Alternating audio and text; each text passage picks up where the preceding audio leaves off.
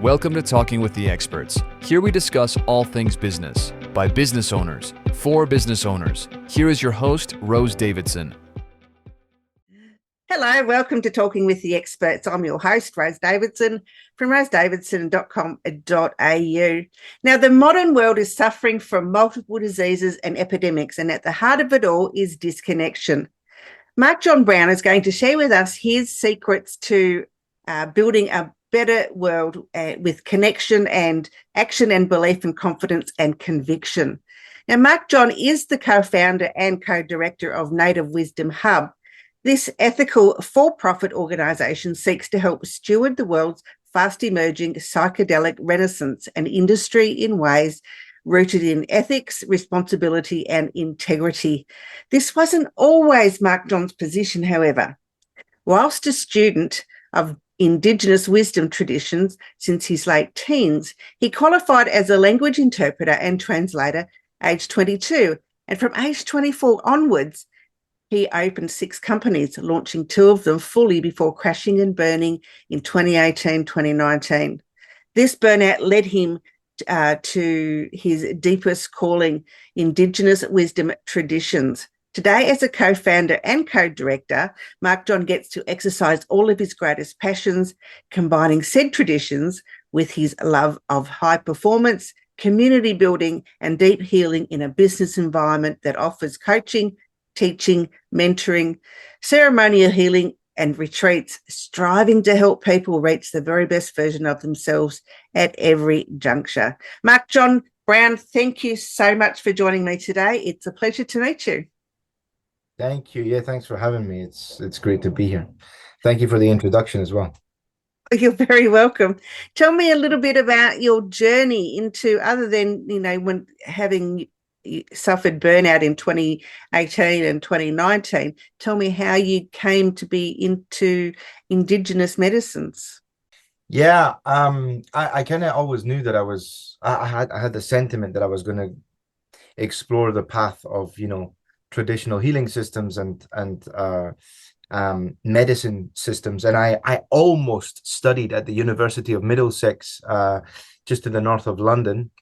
I almost studied Ayurvedic medicine, ancient Indian medicine, right?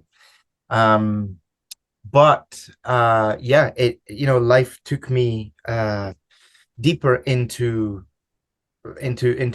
some of my own roots, and my ethnic roots are Scottish, British, Irish, but the roots of my upbringing and how I grew up is being surrounded by South Americans. And I lived in South America. Well, for the past 16 years, I've lived on and off in South America for extended periods of time, and the love for Indigenous ways and Indigenous wisdom, it came during a really life-changing trip, my first trip to South America, which is where I also, met and married our co-founder, my wife, Erica.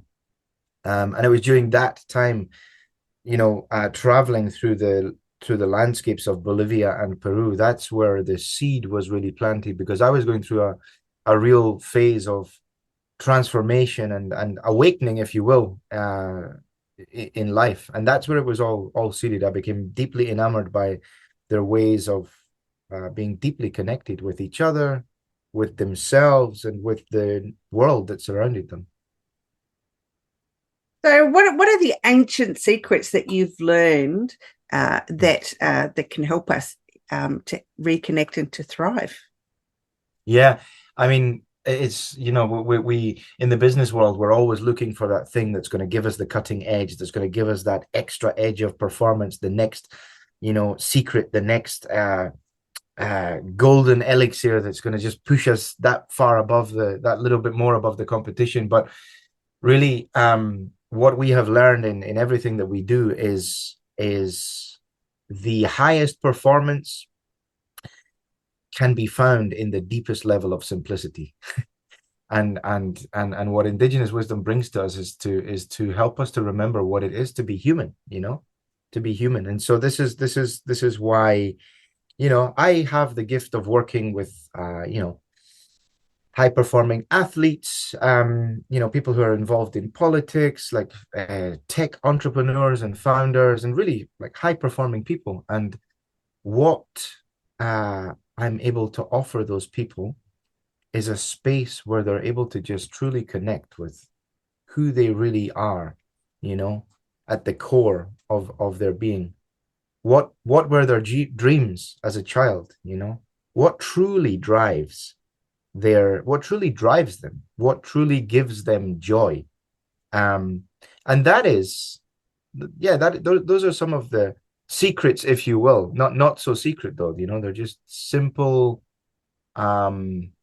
feats of being human that we just become disconnected from. And so my job is to reconnect people with all of that. And if that means peeling back a whole bunch of layers of noise and narratives and stories that we grow to tell ourselves through the fast-paced life that we live, then that's exactly what we do. We just silence everything, and through a series of powerful questions, if you will, just peel back the layers and go deeper and deeper and deeper until we find, aha, okay, there it is.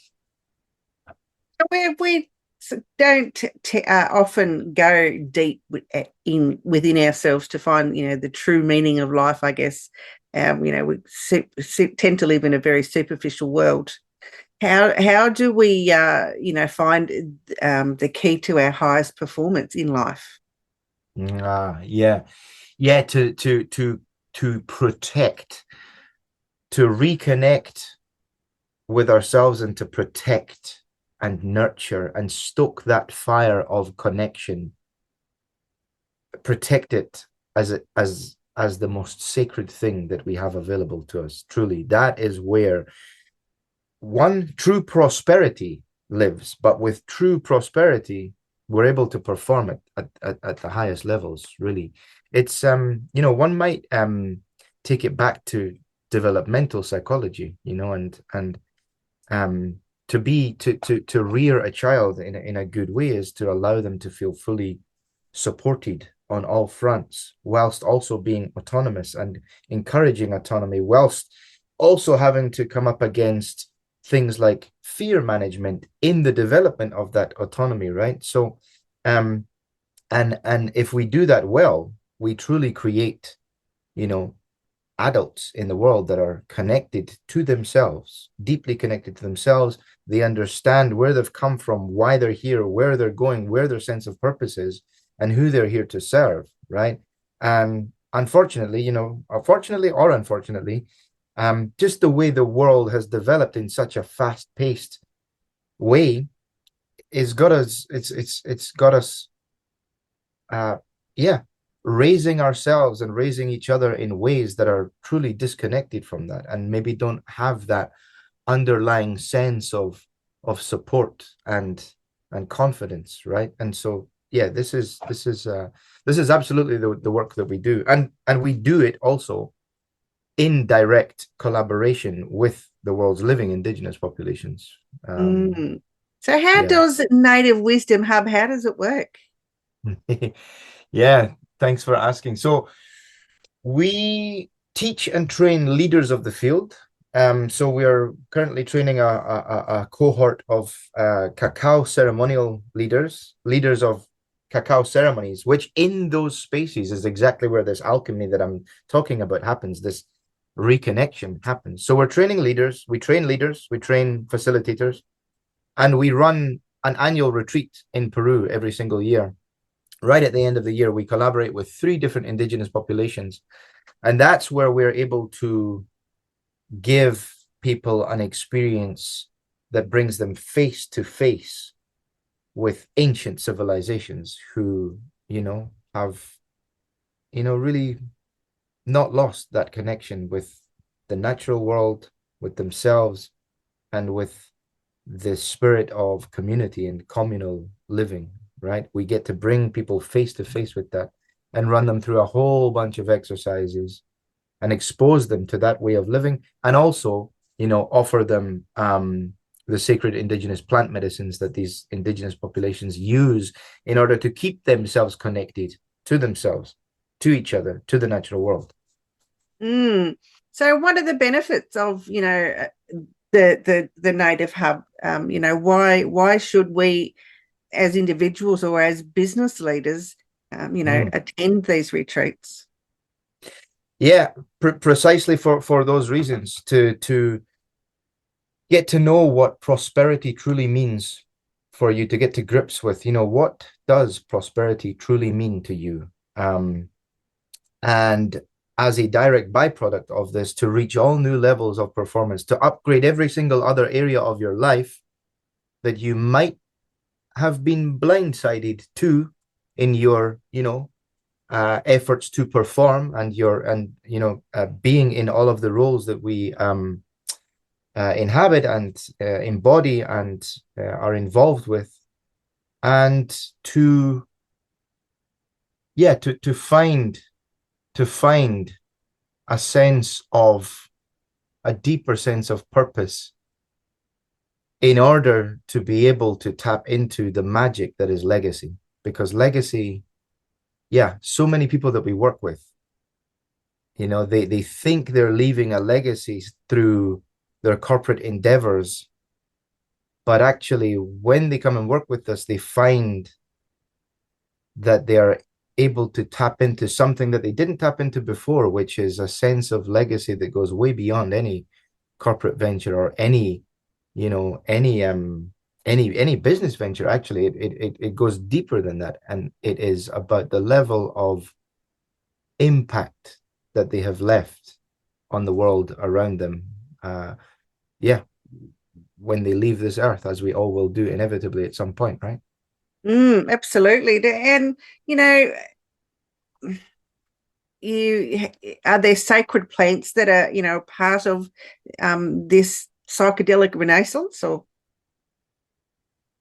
the psychedelic renaissance may be seen to be a surge in interest and research into psychedelic compounds being ingested by the human being for the purpose of uprooting childhood traumas, getting to know oneself better, feeling more connected, all of the above. And our job is to keep all of that, or at least our corner of it, rooted in the native traditions. And so there are, plant medicines that are rooted in millenary traditions, that span back, thousands of years, that are absolutely part of that psychedelic renaissance. And when people come onto retreats with us, they get to experience that directly in the original context with the original bearers of these medicines, in a way that is not disconnected from their root, right? Which, again, arguably, the malaise and disease that we're experiencing in this modern world stems from that disconnection that we have kind of cultivated for ourselves. So it's a human condition, isn't it, to be disconnected from society, and sometimes we can find it a little bit challenging to reconnect ourselves and find ourselves thriving in a environment where we are away from stress and strife. Right. Yep. Exactly. So Marc-John, where can you've got some offering today? It's the nativewisdomhub.com Trauma to Triumph. Explain what that's about. Yeah, I would love to just offer it to any business owner out there who is either feels like they're reaching a state of burnout or is already beyond the state of burnout. It's just a little guide that I put together for literally putting yourself back together. Once you're reaching burnout or have gone beyond the point of burnout.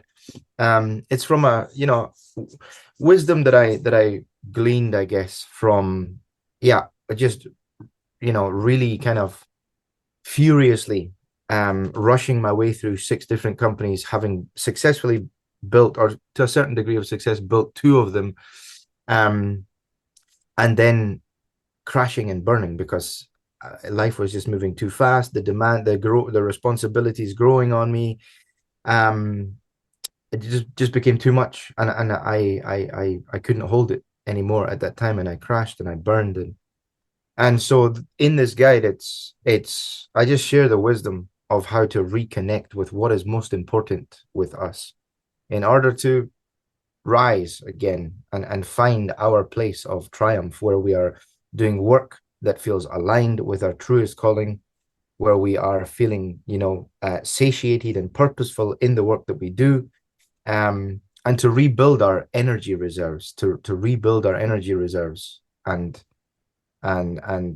build a solid foundation for ourselves once more, so that we can move forward again in life, so that we aren't defeated by the burnout. So it's a free guide, my gift from me to your audience, as a thank you for tuning in. Wonderful. Thank you for that. Now, burnout is a really, or can be, no, it is. No, it is. It's a horrible thing to have to go through. I get that about once or twice a year. I overdo it with several activities that I do, and I find myself that I've crashed and burned, not to the point of being, bedridden or any of those things, but to the point where my brain just doesn't want to function anymore.